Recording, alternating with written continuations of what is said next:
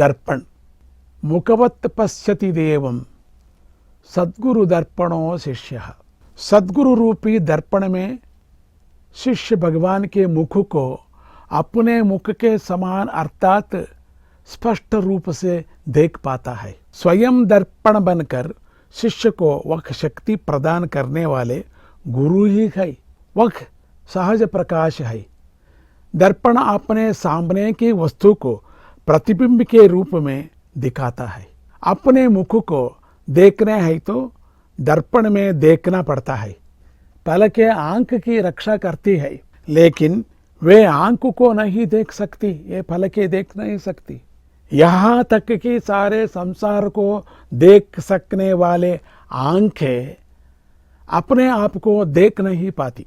अपने आंखों को भी हम दर्पण द्वारा ही देख सकते हैं। कोई भी वस्तु हो वह दर्पण में प्रतिबिंबित होती है, लेकिन दर्पण में दिखाई पड़ने वाली वस्तु को हम पकड़ नहीं सकते।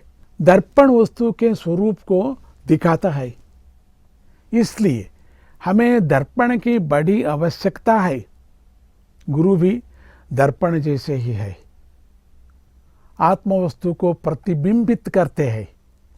गुरु त्रिगुणातीत है, शुद्ध सत्व चैतन्य है। इसलिए न गुरोरधिकम कहा जाता है।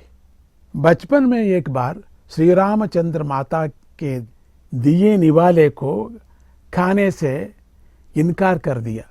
बहुत समझाने पर भी वे खाने को तैयार नहीं हुए।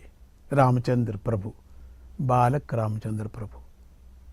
तब माता कौशल्या ने आकाश में प्रकाशमान चंद्रमामा को दिखाकर चंद्रमामा से विनती करते हुए एक गीत गाया कि मेरे बच्चे को निवाला खिला के जा। बालक राम ने निवाला तो खा लिया, लेकिन हट किया कि मुझे आकाश के चंद्रमा को ला दो। अब बेचारी कौशल्या आकाश में स्थित चंद्र को जमीन पर कैसे ला सकती। लेकिन बालक तो अपने हट पर अड़ गया था। उसे समझाना है कैसे। इतने में उन्हें एक उपाय सूझा। वे घर की भीतर गई और एक दर्पण ले आई।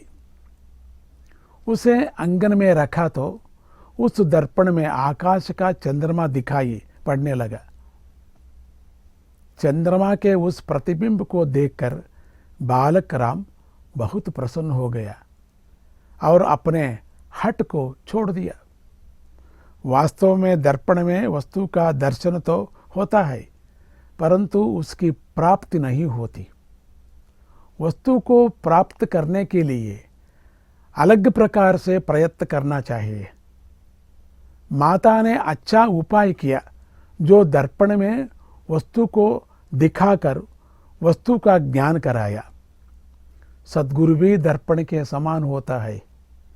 वे दर्पण से भी अधिक महत्वपूर्ण है, क्योंकि गुरु उपाय से शिष्य के मन के अज्ञान को दूर कर भगवान को दिखाना ही नहीं, बल्कि शिष्य के मन को दिव्य अनुभूति से संपन्न बनाते हैं।